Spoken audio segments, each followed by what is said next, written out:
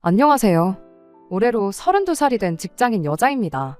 30이 되면서 나이 앞자리 숫자가 바뀐 만큼 저도 제 스스로 제 앞가림 할 줄 아는 어른이라고 생각했는데 지금에 와서는 아직도 한참 멀었구나 싶어요. 부모님 말 들어서 나쁠 거 하나 없다는데 제가 무슨 생각이었나? 그 말은 요즘 추세에는 맞지 않는 틀린 말이라고 생각했고 제가 저 스스로 현명한 결정을 내릴 수 있다고 생각했지요. 요즘은 또 예전하고는 다르게 인터넷으로 이것저것 손쉽고 빠르게 접할 수 있고 무언가 배우는 것도 편한 세상이잖아요. 그만큼 시대가 빠르게 바뀌고 유행도 바뀌는데 부모님 세대들보다 컴퓨터나 기계 좀 더 잘 다룬다고 해서 제가 아는 게 훨씬 많구나 착각을 했습니다. 여지껏 살아온 세월 동안 축적된 경험과 지식을 여지껏 저는 어른들 말을 조금이나마 잘 듣게 만들려고 누가 지어낸 그런 소리라고만 생각했습니다.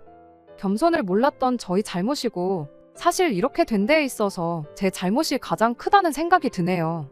제가 지금 회사에 취직을 하기 전 인턴으로 잠깐 일을 했던 적이 있습니다. 남편은 그때 처음 알게 되었고요. 당시 남편은 회사 정직원으로 인턴들한테 회사 일 전반적인 것들을 알려주는 사람이었어요.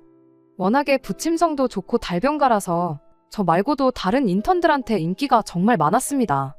법인카드에 돈이 모자라면 사비를 털어서라도 인턴들 배부르게 먹으라 회식도 시켜주는 그런 사람이었고 특히나 그런 회식 자리에선 회사 일 외적으로도 인생에 대한 조언을 이것저것 해주던 인생 선배이기도 했지요. 그때 남편이 재테크의 중요성에 대해서 입에 침이 마를 새 없이 떠들어댔어요.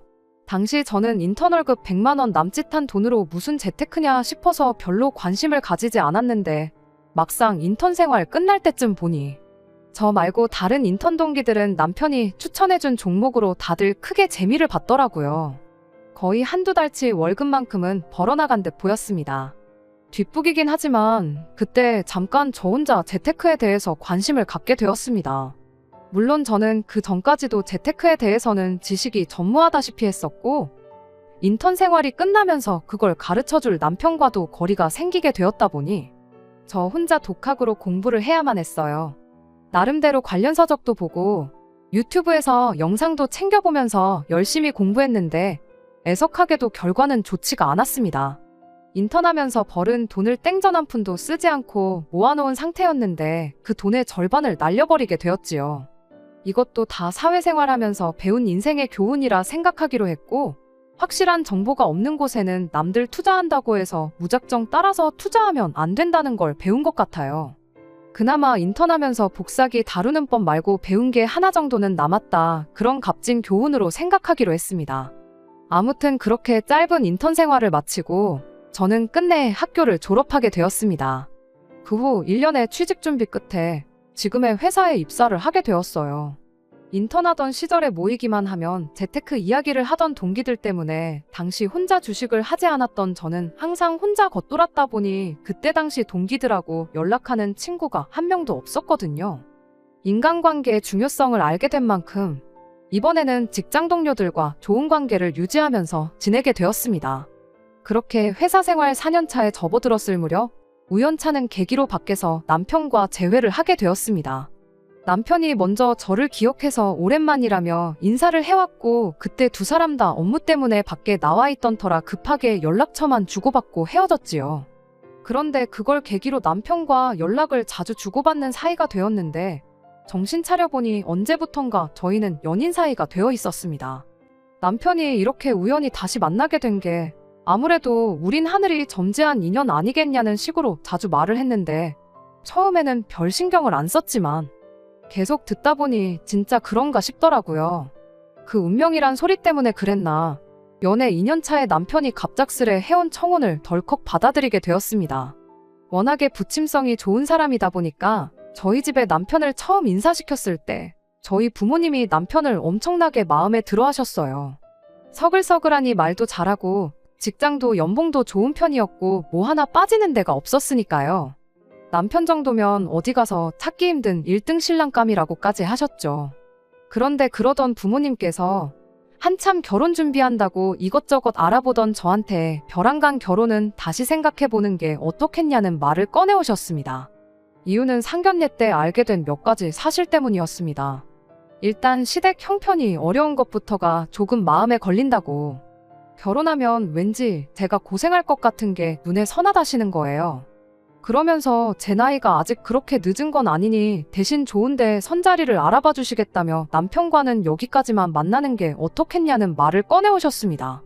사실 저희 집이 엄청나게 부자는 아니지만 남들에 비해 여유가 있는 집인 건 사실이에요. 전문직으로 종사하시는 어머니와 중소기업이긴 해도 임원으로 일을 하고 계시는 아버지 덕분에 여지껏 부족함 없이 살아왔거든요. 그런데 남편 집은 시어머니가 노후 준비도 안 되어 있었고 무엇보다 남편 아래로 남자 여자 하나씩 동생이 둘이나 있는데 두 사람 다 경제 활동을 하지 않고 있었다는 문제도 있었어요. 직접 듣지는 못했으나 남편이 두 사람 생활비까지도 어느 정도는 도와주고 있을 거라는 사실은 안 봐도 뻔했습니다.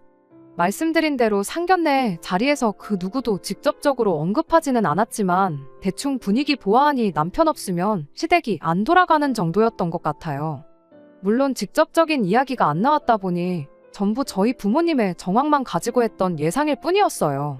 그러니 제 입장에서는 그런 예상을 가지고 갑자기 결혼을 뒤집어 엎으라는 거냐고 부모님께 불만을 표현할 법도 했죠.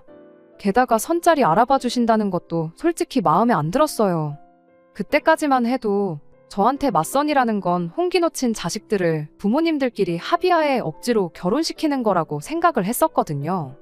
아버지 회사 인맥으로 소개시켜 주신다고 하니 저나 저희 아버지가 뭐 대단한 사람인 건 아니지만서도 괜히 사랑 없이 정략 결혼을 하는 건가 하는 느낌도 있었고요. 그래서 저는 부모님의 반대에 반대를 하기 시작했죠. 그러다 결국 제가 바득바득 우긴 덕분에 결혼을 끝내 허락받을 수 있었습니다. 자식이기는 부모 없다고 결국엔 제 결정을 존중해 주셨던 거지요. 물론 그냥은 아니고 조금이라도 낌새가 이상하면 뒤도 돌아보지 말고 손 털고 나가라는 이야기를 몇 번이나 들어야만 했어요. 그리고 결혼을 허락받는 과정에서도 저 혼자만 우기기만 한 건 아니었습니다. 남편도 나서서 절대로 자기 가족들 문제로 제 속을 썩이는 일 없을 거라고 몇 번이나 다짐을 해가면서 저희 부모님을 설득했었죠. 그리고 그때 자기가 동생들을 도와주고 있다는 사실 또한 털어놓았어요.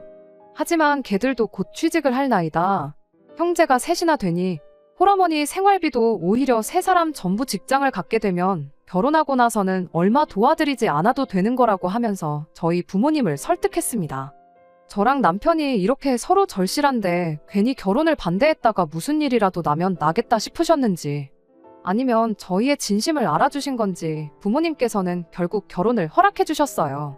대신 저한테도 말했던 것처럼 남편한테도 다른 건 몰라도 가족 일로 우리 딸 마음고생 시키면 그땐 당장 이혼시키겠다고 한마디 하셨고요.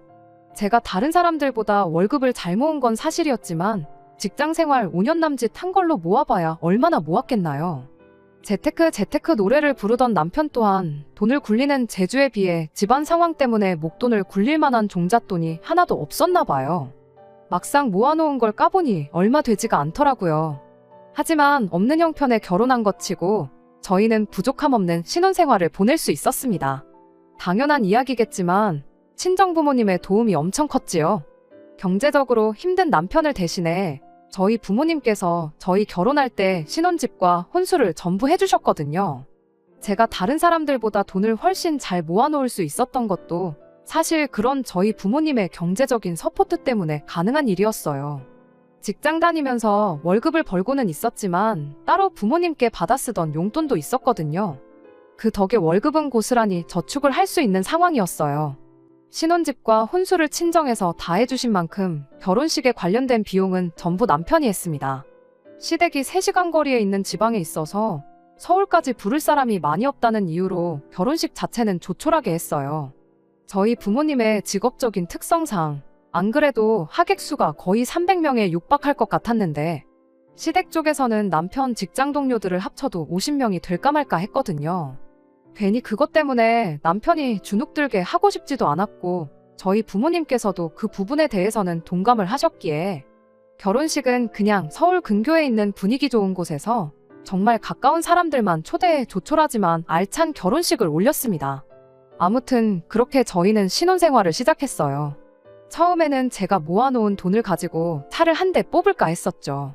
저희 집에서 집도 혼수도 다 해주셨는데 차까지 해달라고 하긴 뭐했고.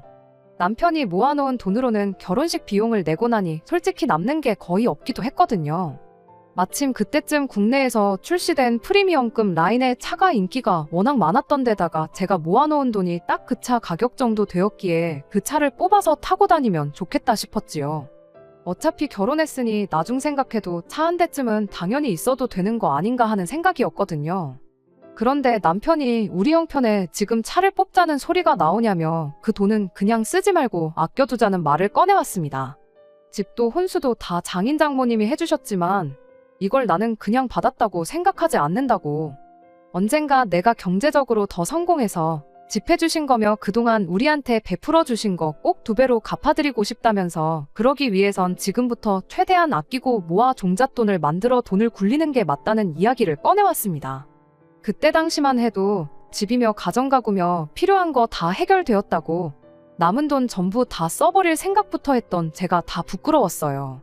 그리고 남편이 참 속이 깊고 생각이 많구나, 좋은 사람을 내가 잘 골랐구나, 그런 생각까지 했습니다.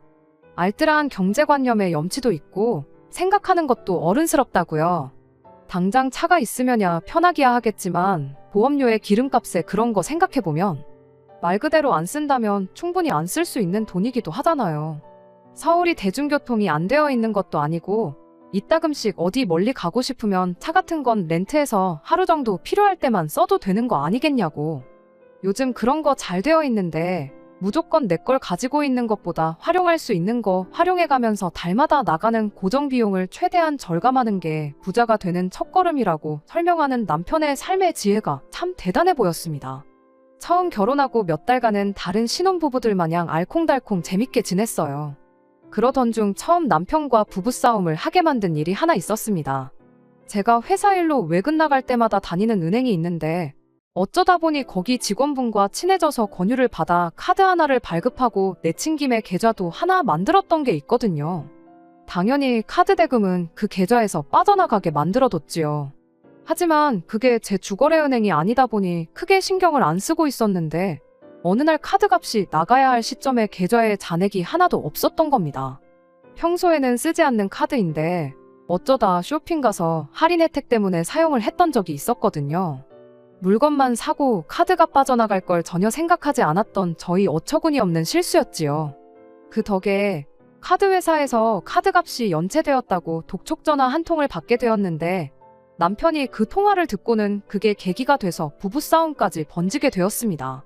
연체료가 나오긴 했지만 제 기억상 몇백 원밖에 안 되는 돈이었고 어차피 돈 관리는 남편과 제가 따로 했다 보니까 제 돈에서 나가는 거라 별 문제 없을 거라 생각했는데 남편은 돈 몇백 원 우습게 보면 안 된다고 저한테 성질을 부렸어요. 그런 게 하나하나 쌓여서 목돈이 되는 거라고, 나가서 땅을 판다고 그 돈이 나오겠냐. 아무리 푼돈이라도 지나가는 사람 붙잡고 그 돈 달라고 하면 줄 사람이 몇이나 되겠냐.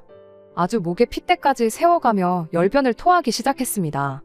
물론 제 실수가 확실했다 보니 제가 잘한 것도 없는데 당당할 필요까진 없었지만 남편이 너무 필요 이상으로 열을 내는 건 아닌가 싶었어요.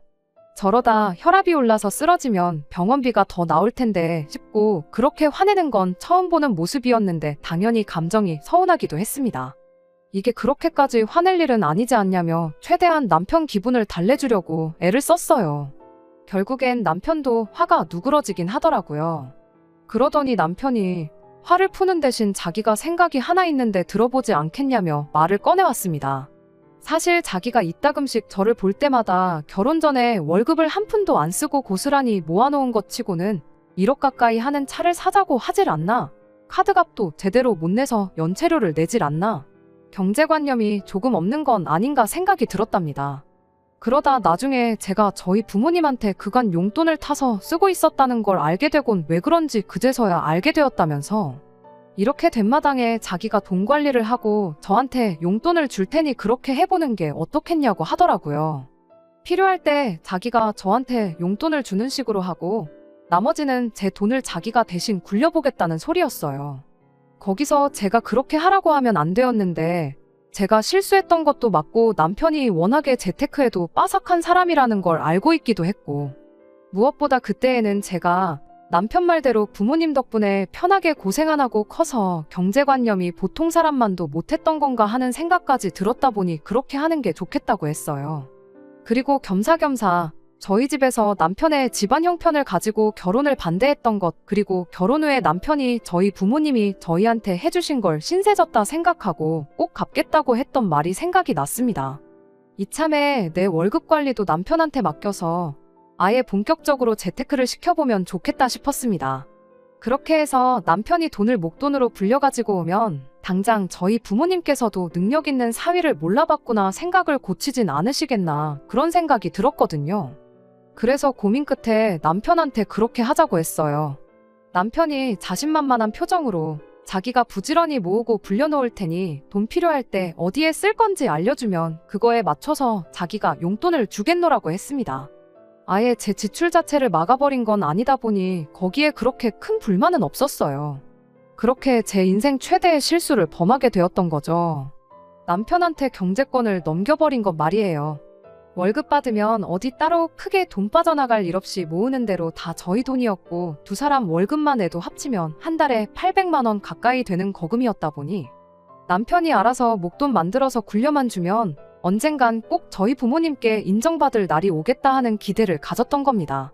그렇게 남편에게 경제권을 맡기고 난 뒤 얼마 지나지 않아 남편이 왜 우리 집은 아직도 장인어른 명의로 되어 있느냐는 질문을 해왔습니다. 우리가 하루 이틀 살 집도 아니고 길게는 앞으로 몇 년을 더 살게 될 집이지 않냐고요. 그러면서 저희 아버지 앞으로 나갈 세금 걱정을 해주더라고요. 집값이 1,000원이라도 쌀 때 우리 명의로 돌려주는 편이 증여세니 상속세니 그런 게 확 줄어드는 걸 모르고 계신 건 아니냐면서요. 그러면서 한번 장인어른이랑 제대로 상의를 해보라고 하더군요. 저는 또 그 말에 넘어가서 그 길로 당장 아버지한테 연락해서 집은 언제쯤 우리 명의로 해주실 생각이시냐 물어봤습니다. 하지만 아버지께서는 뭐 하나 속 시원하게 대답을 해주시지 않으셨어요. 세금 문제는 당신이 내는 거고 당신 알아서 할 문제니 니들이 신경 쓸 필요 없다면서요. 왜냐고 제가 몇 번을 물어봤지만 아버지께서는 그저 신경 끄라 말하고 대답을 피하셨을 뿐이었습니다. 그렇게 저희 집은 아버지 명의로 계속 남아있게 되어서요. 결혼할 때 마냥 제가 바득바득 우겨가지고 저희들 명의로 돌려놓았다면 정말이지 이혼해버린 지금도 상상조차 하기 싫네요. 아무튼 이 사실을 남편한테 말하니 남편이 그래도 한번 다시 생각은 해보시는 게 좋을 텐데 하고는 아쉬워했어요. 하지만 아버지께서 신경 쓰지 말라고 하셨는데 거기다 대고 바꿔달라고 우길 수도 없는 노릇이지 않냐고 말했더니 이내 알겠다고 하고는 장인어른이 알아서 하신다니 자기는 신경 안 쓰겠다 하고 순순히 포기를 했습니다. 그 뒤로 시간이 지나 결혼한 지도 어느덧 2년이라는 세월이 흘렀습니다. 저희는 언제나처럼 사이가 좋았고 친정 부모님께 진 신세를 갚기 위해서 여유로운 형편에도 불구하고 누구보다 아끼고 노력하면서 열심히 살고 있었어요. 서로 맡은 바 자기 자리에서 할 일을 그대로 하고 있었는데 달라진 게 하나 있었으니 그게 시댁이었습니다. 사실 결혼하고 여지껏 시댁하고는 왕래가 한 번도 없었거든요. 무엇보다 저희가 차도 없고 그런 상황이다 보니 3시간 거리에 떨어져 사는 시댁에 오며 가며 하는 게 힘들었던 게 가장 큰 이유였어요. 시댁에 하는 안부 전화도 남편이 알아서 다 했었다 보니 제가 딱히 시댁에 연락을 할 일도 없었습니다. 그런데 올해 초 갑작스럽게 시어머니가 저한테 연락을 해왔어요. 시어머니가 갑자기 며느리한테 연락을 한 게 좋은 신호는 아니었습니다. 처음 전화한 날에 저한테 했던 말이 너는 며느리가 돼서 시어머니한테 어찌 전화 한 통 먼저 하는 법이 없냐는 잔소리였거든요. 솔직히 남편이 알아서 하고 있었다고 해도 전화하는 게 돈이 드는 것도 아니고 힘든 일도 아닌데 이따금씩이라도 제가 먼저 전화를 드렸어야 하는 게 맞죠. 말씀드렸다시피 시댁에 관한 일은 전부 남편이 알아서 했었어요. 결혼하고 나서 남편이 시댁에 매달 50만 원씩 용돈을 보내드리기로 했었는데 그거 말고도 사실 동생들 취직할 때까지 어느 정도 생활비를 더 줘야겠다고 액수를 100만 원으로 보내주고 있었거든요. 그리고 시어머니한테서 저에게 전화를 처음 걸어왔을 때까지도 남편의 동생들은 여전히 그렇다 할 직장을 구하지 못한 상태였습니다. 그렇다 보니 남편이 나름 눈치가 보였던 걸까? 제가 시댁에 전화하는 걸 자기 가족들한테 눈치를 주는 거라 생각했는지 시댁에 하는 연락은 자기가 알아서 할 테니 저보고는 딱히 할 필요 없다는 식이었었어요. 그간 남편이 못하게 해서 연락을 못 드렸다고 하기는 뭐해서 알겠다고 대답했습니다. 처음엔 이런 시어머니 때문에 당황스럽긴 했는데 그래도 곰곰이 생각해보니 남편이 저희 친정에 하는 만큼 내가 시댁에 뭐 하나 잘한 게 있나 하는 생각이 들고 나름 반성까지 했어요. 저도 남편이 하는 만큼은 해야 하는 거 아닌가 싶어서 조만간 한번 찾아뵙겠다 대답하고 전화를 끊었습니다. 그리고 그날 저녁 퇴근해서 집에 돌아온 남편에게 어머님과 이런 일이 있었다 말하고 조만간 날 잡아 시댁에 한번 다녀오자는 말을 꺼냈어요. 명절 때도 돈만 보내고 말았지 전혀 왕래를 안 했으니 시어머니가 저희들 보고 싶어서 투정 부리시는 것 아니시겠냐고요. 그런데 남편은 시댁엔 뭐 하러 가냐며 갈 필요 하나도 없다고 딱 잘라 거절을 하더라고요. 다른 것도 아니고 부모님 찾아뵙는다는데 저럴 필요까지 있나 싶었는데 남편이 말하길 우리 차도 없는데 거기까지 어떻게 가냐. 차 하루 빌리는 데만 해도 돈이 얼마나 들어가고 돌려줄 때도 기름 채워서 돌려줘야 하는데 거기서 또 돈이 나간다고. 거기에 괜히 시골길 잘못 달렸다가 돌이라도 튀어서 차에 흠집이라도 나면 그건 수리비대로 또 물어줘야 한다고. 어떻게든 시댁에 안 가겠다고 발악을 하더라고요. 그간 가족들 생활비를 챙겨줄 만큼 가족에게 정성이던 남편치고 시댁 하자고 하는데 저렇게 거부 반응까지 보이는 게 어딘가 찜찜하긴 했어요. 그때는 그저 저희가 여전히 친정에는 경제적 지원을 받으면서 시댁에는 경제적인 지원을 해주고 있었으니 괜히 자격지심 때문에 저러는 건가 그런 생각도 들었죠. 그래서 그럴 게 아니고 내가 지금 이 상황에 대해 아무런 불만을 가지고 있지 않다고 남편을 이해시켜주는 게 더 낫겠다 싶어서 안 간다는 남편 억지로 끌고 시댁에 다녀오기로 했습니다. 어차피 어머님한테 조만간 찾아뵙겠다고 말했다고 당신 안 가면 나 혼자라도 다녀오겠다 했더니 순순히 따라오더라고요. 그렇게 몇 주 지나지 않아 시댁을 다녀왔어요. 남편이 하도 렌트카 가지고 배보다 배꼽이 더 클 수도 있다고 난리치던 게 생각나서 저희 아버지 차를 빌려서 다녀왔습니다. 그런데 시댁에 도착하고 나니까 지난 2년간 뭐가 달라져도 엄청 달라졌다는 게 눈에 딱 보이더라고요. 시댁이 평범한 시골에 있는 주택이었는데 허름한 외관은 그대로였지만 실내가 아예 다른 집이 되어 있었어요. 마당이 보이는 샤시도 테두리가 삐까번쩍한 게 새 것으로 교체한 것처럼 보였고요. 집안에는 도배랑 장판은 물론이고 화장실 부엌 타일이며 수전에 변기까지 전부 새 것으로 바뀌어 있었습니다. 오히려 저희 집보다 더 신혼집에 가깝다고 해도 무방할 만큼 깔끔했지요. 누가 봐도 오래 써서 낡을 만큼 낡았고 가전제품 박물관에서나 볼 법한 오래된 가전들도 전부 싹 최신 기종으로 바뀌어 있던 데다가 방마다 벽걸이 에어컨이 하나씩 달려 있었어요. 물론 시댁이 계속 허름하게 살아야 한다는 법은 없지만 이건 뭐 한눈에 봐도 황골탈태라고 할 만큼 달라져 있다 보니 그때부터는 놀랍다기보다 뭔가 쎄한 느낌이 들기 시작했어요. 결혼하고 나서 남편이 시댁에 보내주던 돈이 100만 원이었어요. 많은 돈이긴 하지만 결혼 전에 드리던 액수랑 비교해보면 오히려 푼돈에 불과하다고 할 만큼 액수가 많이 줄어드는 상황이었습니다. 게다가 저희 결혼한 지 고작 2년 지났는데 인테리어에 가전가구까지 바꾸기엔 그간 달마다 100만 원씩 들인 걸로 바꿨다고 하기엔 불가능에 가까운 변화였으니 이게 무슨 일인가 하는 생각이 들기 시작했어요. 그런데 그러던 와중에 밖에서 부르릉 소리가 나더라고요. 뭔가 하고 봤더니 시동생이 마당에 주차를 하는 소리였습니다. 딱 봐도 연식이 좀 돼 보이는 중고차이긴 했지만 아주 유명한 외제차 브랜드였고 차 크기도 저희 아버지 차보다 커다란 게 못해도 돈 1,000만 원은 넘게 줬겠구나 싶었습니다. 남매끼리 어딜 다녀온 건지 조수석에서 신우도 같이 내렸는데 신우는 위아래로 쫙 빼입고는 명품 가방까지 떡하니 들고 내리더라고요. 시동생들이 남편 보고 얼굴 까먹겠다며 오랜만이라 엄청 반가워하는 분위기이긴 했는데 저는 그때부터 이 알게 모르게 느껴지는 기분 나쁜 예감 때문에 온 신경이 곤두서 있었습니다. 그 와중에 요즘 먹고 살기가 너무 빠듯하다며 3시간 거리를 운전해서 온 저희한테 고작 삼겹살 2팩 구워서 라면하고 같이 주시더라고요. 시어머니는 얼굴 한번 보고 살자던 분치고 저한테 말을 한마디도 안 거셨어요. 남편을 반겨주는 것도 동생들 뿐이었지 시어머니하고는 말 한마디 없었습니다. 잠깐 쉬는 시간에 남편이 운전해서 가는 데만 3시간 더 걸린다고 여기 있는 거 불편하지 않냐며 저를 자꾸만 재촉하길래 알겠다 말하고 바로 집으로 출발했어요. 집에 오는 길에 아무래도 신경이 쓰여서 남편한테 물어봤어요. 혹시 시어머니 뭐 로또라도 된 거냐고요. 집이 2년 전하고 비교해보면 완전히 딴판이지 않냐고. 리모델링도 도배장판만 대충 한 게 아니고 아예 싹 다 뜯어 고친 것 같다고. 거기에 가전가구들도 우리 쓰는 것보다 훨씬 좋은 것도 있더라. 못해도 몇 천은 들었을 것 같은데. 게다가 신우 입은 옷부터 가방에 시동생 외제차까지 끌고 다니는 거 보면 못해도 로또 2등은 된 거 아니시겠냐고 했죠. 그런데 남편이 제 말에는 대답을 하지 않고 밤길에 운전하는데 신경 쓰이게 말 걸지 말라며 대놓고 대답을 피하더라고요. 그러면서 집에 가서 이야기하자는 식으로 말해놓곤 막상 집에 도착하니까 운전하느라 피곤해 죽겠다고 그 길로 곧장 침대로 기어들어가대요. 평소 남편 모습을 생각하면 너무 다른 모습이라 안 좋은 예감을 지울 수가 없었어요. 그날 하루는 아예 제가 생각하는 그런 건 아니길 하면서 뜬 눈으로 밤을 새웠죠. 다음날 아침이 돼서야 남편 입에서 대답을 듣게 되었어요. 로또에 당첨된 게 아니고 조만간 신우가 결혼을 할 거라는 대답이었습니다. 결혼할 상대방이 그쪽 동네에서는 그래도 지역 유지라고 할 만큼 넉넉한 집안 사람이랍니다.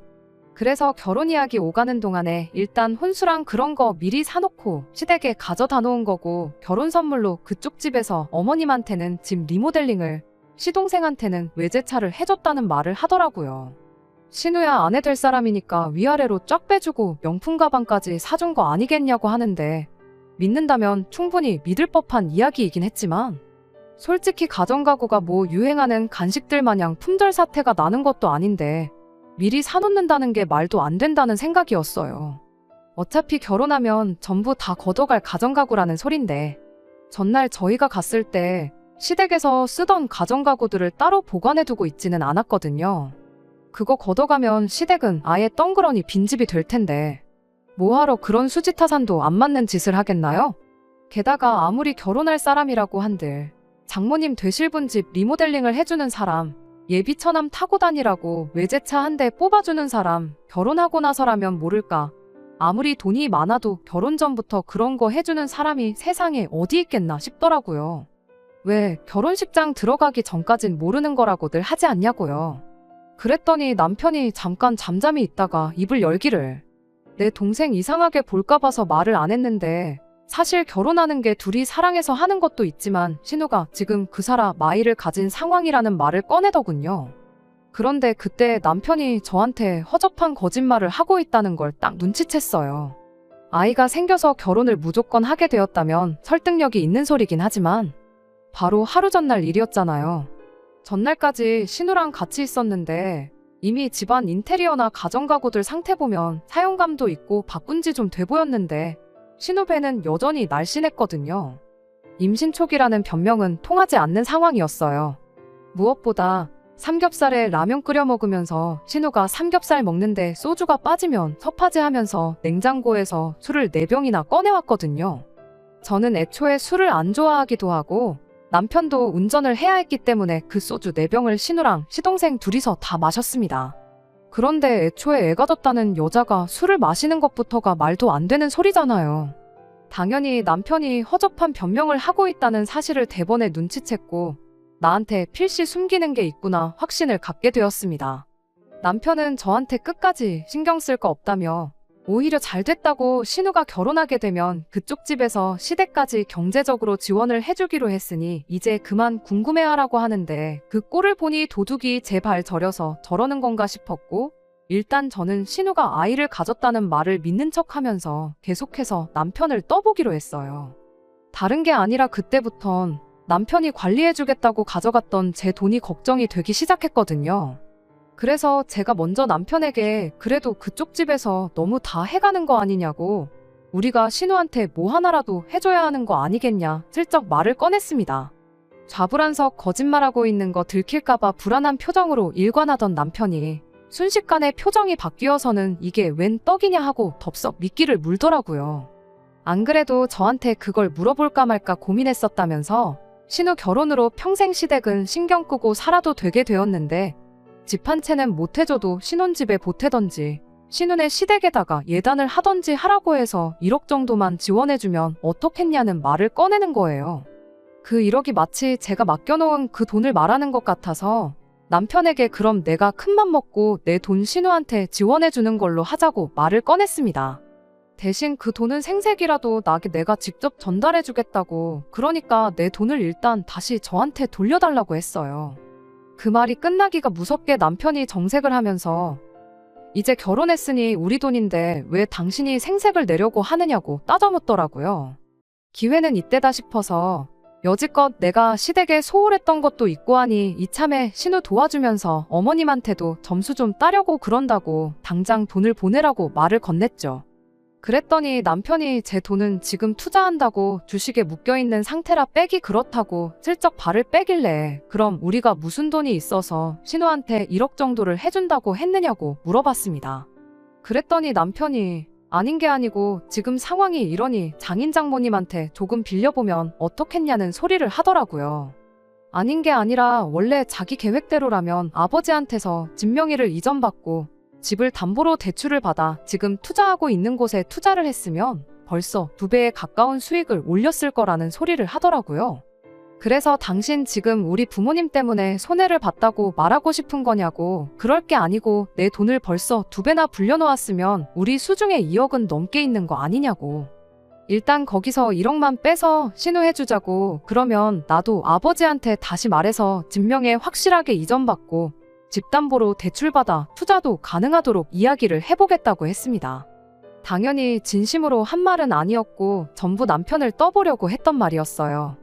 남편한테는 더할 나위 없이 파격적인 조건이었을 텐데도 불구하고 그렇게는 안 된다고 끝까지 고집을 부리길래 그때 제가 남편한테 그럼 일단 당신 주식 계좌부터 보여달라고 했습니다. 자꾸만 안 된다고 하는 거 보니 일단 내 돈부터 두 눈으로 확인하고 싶다고요. 그랬더니 남편이 부부 사이에 신뢰가 이렇게 없어서야 쓰겠냐며 그냥 자기만 믿으라고 막무가내로 어깃장을 부리기 시작했어요. 주식계좌 보여준다고 그 돈이 없어지는 것도 아닌데 자꾸만 숨기는 게 더 신뢰가 안 가는 행동 아니냐고 저도 똑같이 고집을 부렸습니다. 결국엔 남편이 핸드폰을 열어서 자기 계좌를 보여줬는데 2배로 불렸다는 말이 무색하게 남편 통장에는 땡전 한 푼 없었어요. 이게 무슨 상황이냐고 당장 통장부터 까라고 했는데 통장 내역이 아주 가관이 아니었습니다. 이미 관리해주겠다고 제 돈을 받아간 시점부터 시댁으로 퍼다 나른 흔적들이 줄줄이 나오기 시작했으니까요. 가구점이며 인테리어 업체며 신우랑 시동생한테 각각 1,500씩 보낸 기록까지 고스란히 말이지요. 이미 제가 돈을 보내준 지 1년도 지나지 않아 전액을 전부 시댁에 퍼다 날랐고 그 이후에는 짬짬이 돈 생길 때마다 시댁에 보내준 기록밖에 없었지 주식 같은 건 눈 씻고 찾아봐도 있을 리가 만무했던 거죠. 이건 어떻게 설명할 거냐 물었더니 뻔뻔하게도 신우랑 시동생한테 보낸 돈은 빌려준 돈이고 시댁 가정가구 바꿔준 것과 시댁 리모델링 해준 건 다 신우가 시집 갈 수 있는 여건을 마련해주느라 그런 거랍니다. 신우가 결혼한다는 건 거짓말인 줄 알았는데 결혼을 전제로 진짜 만나는 사람이 있긴 했나 보더라고요. 그런데 집 형편이 너무 어려워 보이면 모처럼 돈 많은 집 남자 물어왔는데 결혼 이야기 나오기 전에 파토날 수도 있는 거 아니겠냐고. 그래서 형편이 넉넉한 것처럼 보이게 하기 위해서 선투자를 한 거랍니다. 그쪽 집안이 시골 동네라고 해도 돈이 상상도 못할 만큼 엄청 많은 사람들이라고.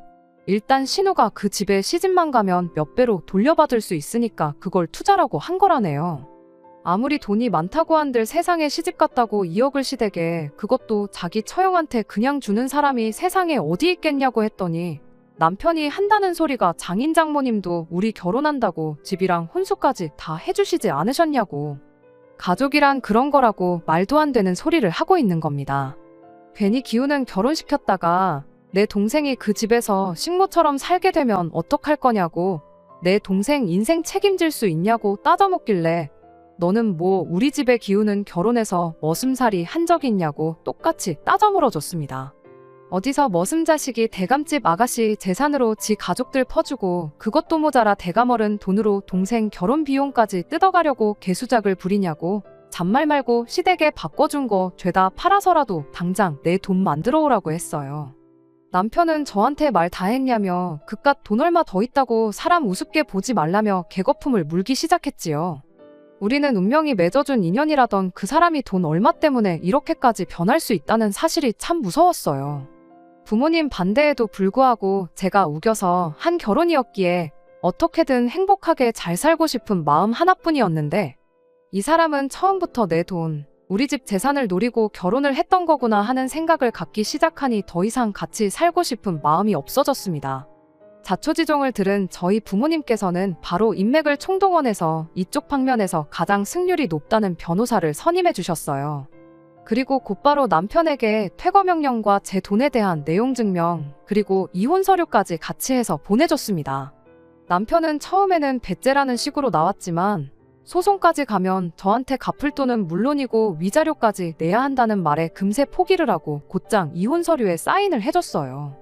어차피 맨몸으로 온 남편, 내쫓을 때도 맨몸으로 내보내버리면 그만이었으니 이혼 자체는 어려울 게 없었습니다.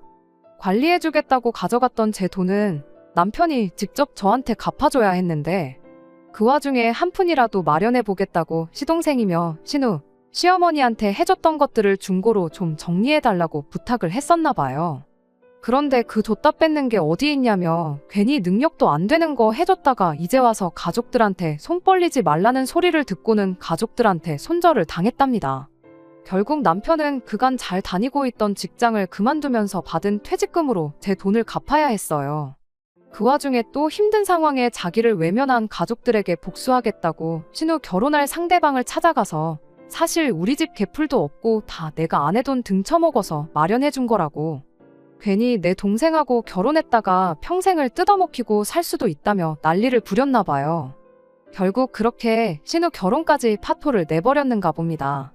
그렇게 가족들 챙길 땐 뒤도 생각 안 하고 있는 대로 퍼주더니 이렇게 된 걸 보니 다시 한번 돈이라는 게 참 무섭구나 하는 생각이 들었어요.